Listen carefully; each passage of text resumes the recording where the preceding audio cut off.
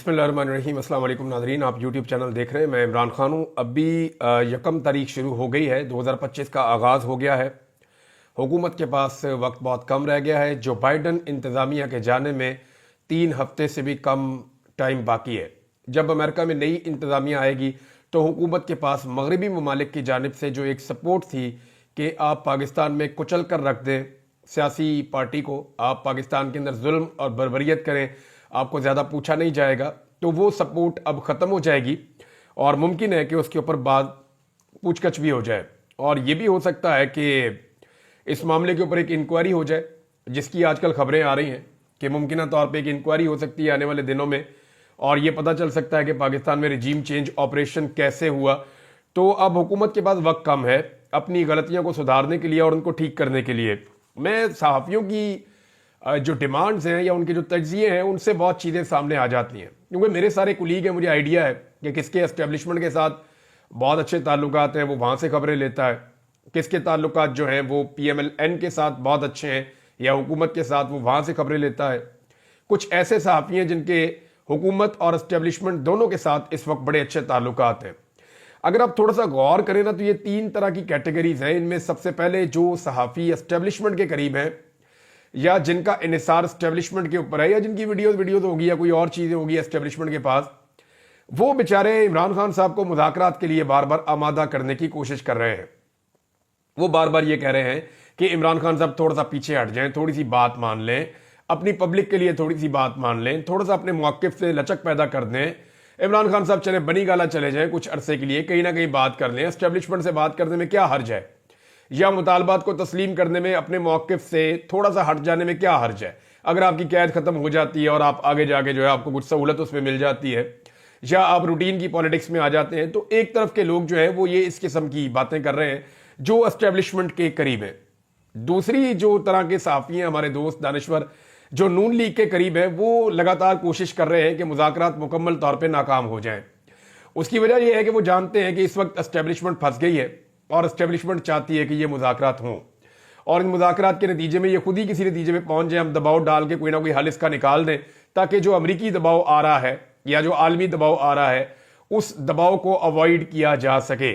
उसको टैकल करने के लिए इन्होंने कुछ एक्टिविटीज़ की हैं। मैंने आपको चंद दिन पहले बताया था, अभी पाकिस्तान के मीडिया ने उसकी कन्फर्मेशन भी दे दी है कि इस्लामाबाद के अंदर बड़ी अहम तरीन मीटिंग्स हुई हैं। वैसे ये खाते में डाल दिया गया इसहाक डार साहब के कि उन्होंने अमेरिका से और बैरून मुल्क से जो आने वाले बड़े इंपॉर्टेंट सफारतकार हैं, बड़े अहम लोग हैं, उनके साथ मुलाकातें की हैं। लेकिन ये सिर्फ उन्होंने नहीं की, पाकिस्तान की एस्टेब्लिशमेंट इसके अंदर इन्वॉल्व थी और कुछ बड़े अहम फैसले किए गए हैं। स्पेशली अमेरिका की आने वाली एडमिनिस्ट्रेशन को कैसे खुश रखना है, उनके साथ ताल्लुकात को कैसे बेहतर करना है, इस हवाले से एक लंबी चौड़ी डिस्कशन हुई है और सर जोड़कर लोग बैठे रहे।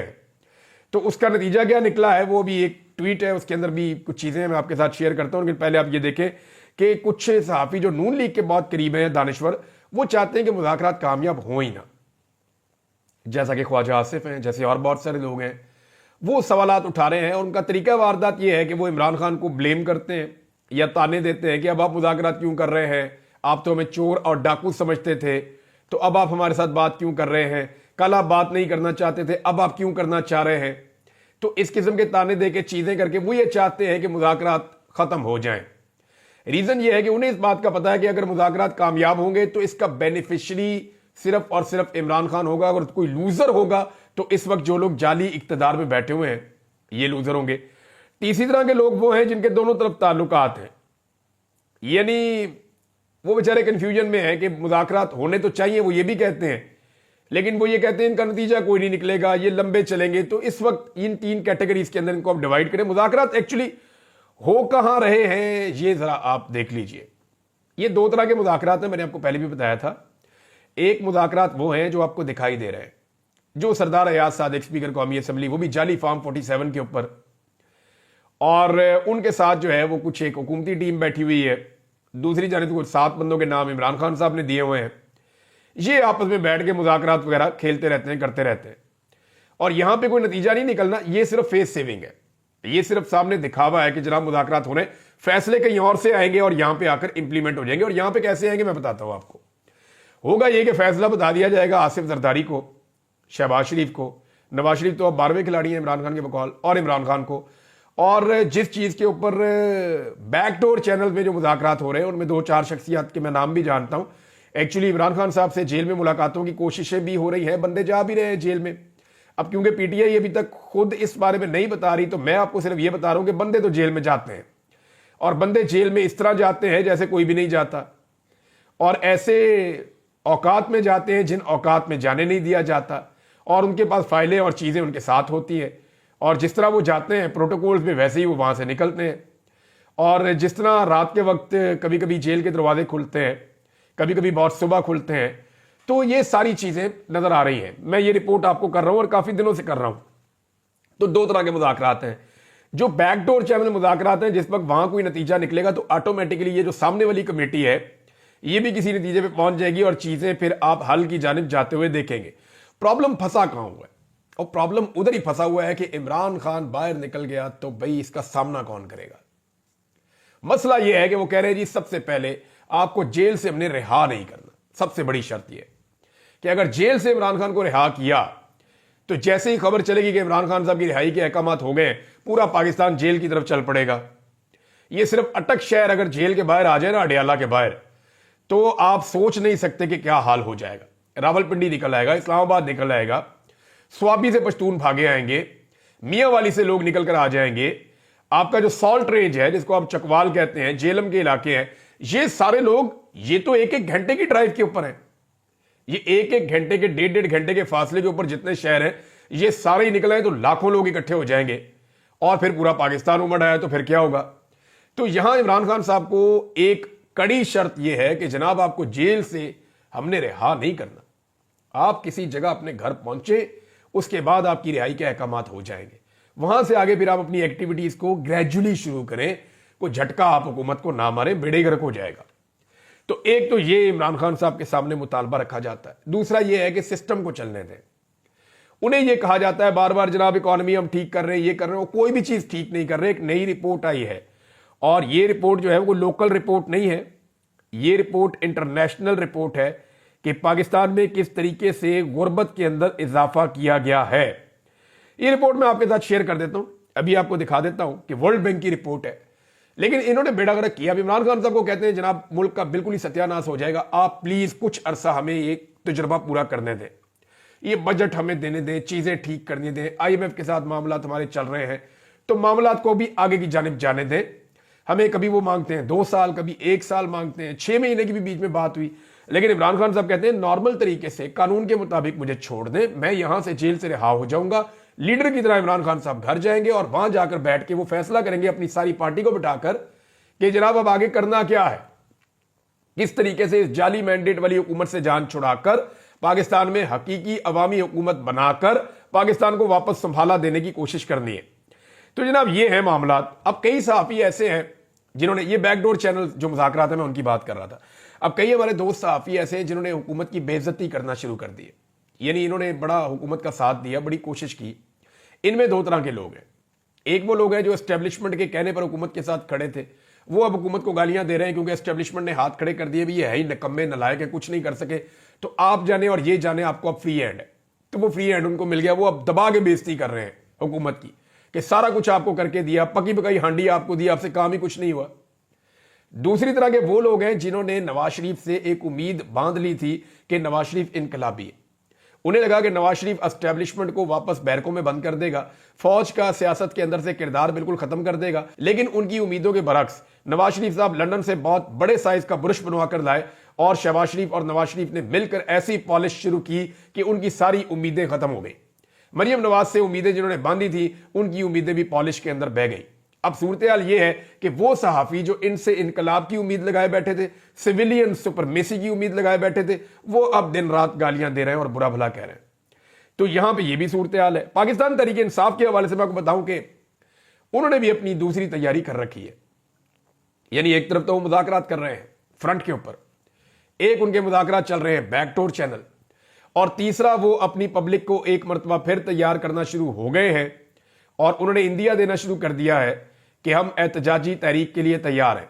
अगर ये मुज़ाकरात कामयाब ना हुए या किसी नतीजे पर ना पहुंचे तो बहुत बड़े पैमाने पर पाकिस्तान में पाकिस्तान तहरीक इंसाफ एहतजाज करेगी। अब जो बाइडन के दौर में तो खुली छूट होती थी, अगर अब तहरीक इंसाफ निकलती है तो क्या उसी तरह पाकिस्तान की हुकूमत कंटेनर्स इकट्ठे करके खड़े कर सकती है? क्या उसी तरह कत्लेआम कर सकती है जैसे डी चौक में किया? क्या उसी तरह जो है वो ब्रूटल फोर्स को इस्तेमाल किया जा सकता है सिविलियंस के खिलाफ? क्योंकि अब तो बिलावल ने भी कहना शुरू कर दिया कि ये जुल्म और बर्बरियत है, कि बिलावल इसका हिस्सा है। लेकिन पहले बिलावल की तरीका वारदात यह है कि हर जुल्म का हिस्सा बनने के बाद में मजलूम बनने की एक्टिंग शुरू कर देता है बिलावल जरदारी। तो बिलावल जरदारी ने भी ये एक्टिंग शुरू कर दी है, कभी इंटरनेट को लेकर, कभी सोशल मीडिया को लेकर, कभी जो है वो जुल्म और बर्बरियत को लेकर। तो ये एक्टिंग जो है वो अब लोग जानते हैं। लोग एक नई सदी के अंदर जिंदा हैं, ये सोशल मीडिया का दौर है, लोग हकायक जानते हैं। तो पाकिस्तान तहरीक इंसाफ ये जानती है कि आलमी प्रेशर की वजह से अब हमारे साथ उस तरह की सख्ती नहीं हो पाएगी। अगर ये मुज़ाकरात कामयाब नहीं हुए तो वो दोबारा एहतजाजी तहरीक के लिए तैयार है। डेडलाइन है 31 जनवरी। जो बाइडन की हुकूमत खत्म हो जाएगी 19 जनवरी को, और 31 जनवरी तक अगर ये मामला नहीं होते तो फरवरी के मिड में आप एक बड़ी एहतजाजी तहरीक दोबारा पाकिस्तान तहरीक इंसाफ की तरफ से देख रहे होंगे। शहबाज शरीफ ने इस मौके पे फिर से डरे हुए बयान देना शुरू कर दिए। पहले तो वो ऊ वाला बयान जो है वो आप देखे, उनके अपने साथी, उनके अपने दोस्त उनका मजाक उड़ा रहे हैं। ये ऊ करके कौन सा एहतजाज होता है? कभी करके आवाज निकालते, कभी ऊ करके, इनकी आवाजें ही चूंचा ही खत्म नहीं हो रही। ऐसा अजीब वजीर आजम नमूना लाकर पाकिस्तान पे मुसल्लत कर दिया है, और वो भी सीरियस होकर बैठ गए कि वजीर आजम है। और भाई 17 सीटें टोटल नहीं आप लोग जीते, 17 सीटों के साथ वजीर आजम कैसे बन गया? 17 सीटों के साथ तो आपको इत्तेहादी जमात के अंदर 2 वजारतें मिलती हैं, और जनाब वजीर आजम पाकिस्तान बनकर बैठ गए और सीरियस भी हो गए कि मैं वजीर आजम पाकिस्तान हूं, और उठ के जनाब अपनी चूं चाह ऊ आ की कहानियां भी सुनाना शुरू कर दी हैं। एक अजीब ज़हनी मरीज को लाकर मुसल्लत किया गया है ताकि उसको अच्छे तरीके से कंट्रोल किया जा सके। ये सिर्फ उसे कंट्रोल करना चाहते हैं। अब वो कह रहे हैं जी धरनों ने मुल्क का धड़न तख्ता किया, ये शहबाज शरीफ ने कहा। तो जनाब मैं एक चीज आपको बता दूं कि अभी पाकिस्तान तहरीक इंसाफ ने कोई धरना नहीं दिया। यहां पे जो आखिरी धरना हुआ, एक तो अभी मजलिस वादतुल मुस्लिमीन के जुल्म के खिलाफ धरने जारी है, और अच्छी बात यह है कि कुरम एजेंसी के अंदर फरीकैन के अंदर मुआहिदा हो गया है। 45 लोगों ने उस पर दस्तखत कर दिए हैं, कुछ उसूलों के ऊपर इत्तफाक हो गया है, और उम्मीद की जा रही है कि अब रास्ते भी खुल जाएंगे, हालात नॉर्मलाइज हो जाएंगे। तो ये एक बहुत बड़ी कामयाबी है। इसके ऊपर फैसल अमीन खान ने एक बड़ा डिटेल किस्म का ट्वीट किया है, और उस खुशखबरी को उन्होंने बताया कि जनाब ज्यादातर चीजें जो है वो हल हो गई हैं, और इसमें सूबाई हुकूमत ने बड़ा रोल प्ले किया है। और साथ ही उन्होंने कहा कि मुबारकबाद पेश करते हैं कि ये हालात मजीद खराब होने से बच गए हैं, लेकिन इसके बावजूद मैं इसको एक नालायकी कहूंगा हुकूमतों की, चाहे वो सूबाई है चाहे वफाकी हुकूमत है, कि ये मामला बहुत पहले हल होना चाहिए था। लेकिन बहुत बड़े कत्लेआम के बाद, बहुत बड़े साने के बाद बिल आखिर फरीकैन ने दस्तखत कर दिए। तो धरने तो टीएलपी ने दिए और उसको हुकूमत ने फैसिलिटेट किया, जमात इस्लामी ने दिया, हुकूमत ने फैसिलिटेट किया, इमरान खान के दौर पे फजल रहमान ने दिया, आप लोगों ने खुद भी धरने दिए। इमरान खान ने तो 2014 में धरना दिया था, तो आज 2024 है, तो 10 साल के बाद आप उसके बहाने नहीं बना सकते। तो शहबाज शरीफ साहब को पहले से ही नजर आ रहा है कि आने वाले दिनों में उनके साथ होने क्या जा रहा है। सूरत हाल नाज़रीन की ये हो गई है कि पहले जब पाकिस्तान में धांधली होती थी ना, तो लोग उसको जस्टिफाई करते थे, नहीं जी नहीं इतनी धांधली नहीं हुई, झूठ बोलते हैं ये। जैसे नवाज शरीफ का 2013 का दौर है, इमरान खान साहब कहते थे धांधली हुई है, हमें पंक्चर लगे हैं, हमारी सीटें चोरी की गई हैं, 2/3 अक्सरियत इनकी नहीं थी, अपोजिशन पार्टी मेरी थी, पीपल्स पार्टी की नहीं थी। तो उस वक्त वो कहते थे नहीं नहीं जी धांधली नहीं हुई है, झूठ बोलते हैं। आज आपको पता है इनके हालात क्या है? आज ये बजाय ये कहने के कि धांधली नहीं हुई, इनका दिफा ये है कि जनाब धांधली हुई है तो कौन सी पहली दफा हुई है। आप पोजीशन का अंदाजा करें कितनी कमजोर पोजीशन पे इस वक्त ये हुकूमत खड़ी हुई है कि ये अपने मुंह से ये एक दफा भी नहीं कह सकते कि पाकिस्तान में 8 फरवरी 2024 के इंतखाबात में धांधली नहीं हुई। ये कहने की बजाय ये कहते हैं जनाब ये कौन सी पहली दफा हुई है, पहले भी तो होती रही है।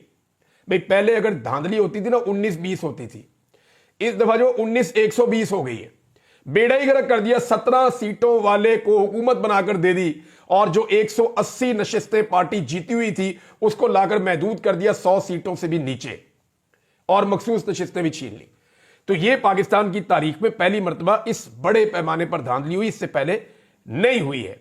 और इस किस्म का जो अजीबोगरीब किस्म का जस्टिफिकेशन है या जो जवाब पेश किया जाता है कि पहले भी धांधली होती रही है, तो आप 3 पहिए वाली साइकिल का जो है ना वो आप रेसिंग कार के साथ मुकाबला नहीं कर सकते। हाँ ये होता था कि एस्टेब्लिशमेंट जो है जो हुकूमत बन रही होती थी अपना बोझ उसके पलड़े में डाल के उसकी मदद कर देती थी ताकि उनके ऊपर एहसान चढ़ जाए और एक वर्किंग रिलेशन बन जाए। और एस्टेब्लिशमेंट धांधलियां करती भी रही है। ये आपको याद होगा, आईजीए बनाई बेनजीर के खिलाफ, बड़ा गंद मारा इन्होंने। लेकिन ये जो अब किया है इससे बड़ा गंद पाकिस्तान की तारीख में हुआ नहीं है जो इलेक्शन के साथ इन लोगों ने कर दिया है। चेयरमैन पीटीए ने नाजरीन बड़े अजीबोगरीब बयानात दिए। मैं वो बयानात पढ़ने के बाद पहले ये सोचता रहा कि क्या इस आदमी ने ये बयानात दिए भी हैं या झूठ है। यानी एक उन्होंने कहा कि आज पहली मर्तबा पता चला कि इंटरनेट की बंदिश गलत होती है। ये कायमा कमेटी में सेनेट की पेश हुए, वहां उन्होंने कहा कि पहली दफा पता चला कि ये बंदिश गलत होती है। हैरत है मुझे। दूसरी बात इन्होंने की कि 8 फरवरी के इलेक्शन के रोज भी इंटरनेट की बंदिश गलत थी। सुप्रीम कोर्ट के हुक्म पर इंटरनेट और सोशल मीडिया एप्स बंद हुई। अब कादी फायद ईसा उस वक्त सुप्रीम कोर्ट में चीफ जस्टिस थे। कादी फायद ईसा से किस किस बात का जवाब लेंगे? पाकिस्तानियों के हाथ होंगे और कादी फायद ईसा का गिरबान होगा। मैं आपको यह बता रहा हूं कि इस आदमी ने पाकिस्तान को जितना नुकसान पहुंचाया, कोई जज पाकिस्तान की तारीख में पाकिस्तान को इतना नुकसान नहीं पहुंचा सका। इंसानी हकूक की बदतरीन खिलाफ वर्जियां इस आदमी की सरबराही में और इसकी मदद के साथ हुई हैं। तारीख का मुतनादे तरीन इलेक्शन इस आदमी ने करवाया है। फिर एक और चीज है जी, नई सबमरीन केबल जो है उसको शार्क नहीं काट सकती। आप किसी और चीज को शार्क कहते हैं तो वो अलग बात है। ये चेयरमैन पीटीए कह रहे, वो कहते हैं जी हम तो बंद ही नहीं करते, हमें तो हुकूमत कहती है हम बंद कर देते हैं इंटरनेट। और ये रिटायर्ड जर्नल है। इनकी काबिलियत का आप अंदाजा लगा लें। एक तो हर जो बड़ी सीट होती है जैसे ही वो खाली होने लगती है कोई ना कोई जर्नैल रिटायर हो जाता है, हमारी किस्मत वो नगीना तोहफा आकर उस सीट के ऊपर बैठ जाता है। और हम एक ऐसी बदकिस्मत कौम है कि हमने इन नगीनों की, इन तोहफों की कदर नहीं की सही तरह। अगर हम इनकी कदर करते तो आज पाकिस्तान आगे निकल जाता। लेकिन जनाब हर सीट के ऊपर जो है वो कहीं ना कहीं से ढूंढ के एक आधा रिटायर फौजी ऑफिसर आके बैठ जाते हैं और वो आकर वहां पे काम करते हैं और जो सिविलियंस हैं वो उनके अंडर काम करके कंट्रोल में रहते हैं। ऐसा लगता है कि सारे इदारों को बेहतर चलाने की कैपेसिटी सिर्फ पाक फौज के रिटायर अफसरान के पास है और किसी के पास है नहीं। अब आ जाए जनाब, ये जो गुर्बत वाली रिपोर्ट है ना, ये बड़ी इंपॉर्टेंट है। इस रिपोर्ट को अगर आप देखें तो आपको आइडिया होगा कि पाकिस्तान के साथ इन लोगों ने किया क्या है।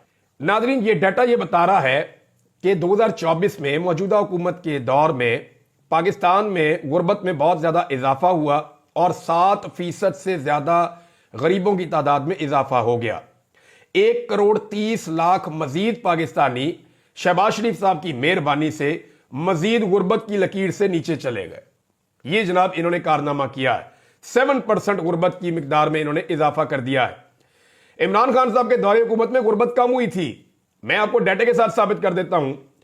2019 में 2018 में जब नवाज शरीफ शहबाज शरीफ छोड़कर गए तो यह गुर्बत तकरीबन कोई 22% के आसपास थी। फिर इमरान खान साहब का दौर आ गया और कोरोना की वजह से गुर्बत की मिकदार में कुछ इजाफा हुआ। लेकिन इमरान खान साहब ने ऐसा कंट्रोल किया कि कोरोना वायरस के बावजूद, बदतरीन हालात के बावजूद गुर्बत की शरह को 22% से कम कर 17.1% तक 2022 में इमरान खान साहब लेकर आए।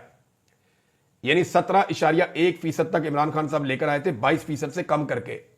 कोरोना वायरस के बावजूद, बदतरीन माशी हालात के बावजूद, जो गड़े ये खोद कर गए थे, इसके बावजूद इमरान खान ने गुर्बत को 5% कम किया था। और अभी 1 साल के अंदर शहबाज शरीफ ने गुर्बत को 7% मजीद बढ़ा दिया है और इस वक्त पाकिस्तान में गुर्बत की शरह 25.3% तक पहुंच गई है। ये है जनाब इनके कारनामे। नाज़रीन एक खबर मैं आपको जाते जाते दे दूं और वो खबर यह है कि 34 मिनट की आतिशबाजी का आलमी रिकॉर्ड तोड़ा है। गवर्नर सिंध कह रहा है हमने 40 मिनट की आतिशबाजी कर दी नए साल पे। इस शहर में पीने के लिए पानी नहीं है, इस शहर में निकासी आपका सिस्टम नहीं है, लोग बीमारियों से और गुर्बत से मर रहे हैं। इस शहर में रोजाना मोबाइल फोन छीने जाते हैं, लॉ एंड ऑर्डर के सीरियस तरीन इश्यूज हैं। यह दुनिया के उन शहरों के अंदर शामिल हो गया है जहां पे हालात इंसानों के रहने के लिए बदतरीन है। और उस शहर का गवर्नर कह रहा है, उस सूबे का, कि जनाब मैंने वर्ल्ड रिकॉर्ड बना दिया है, 34 मिनट से ज्यादा बढ़ा के 40 मिनट की आतिशबाजी की है मैंने। शौक इनके चेक करें आप।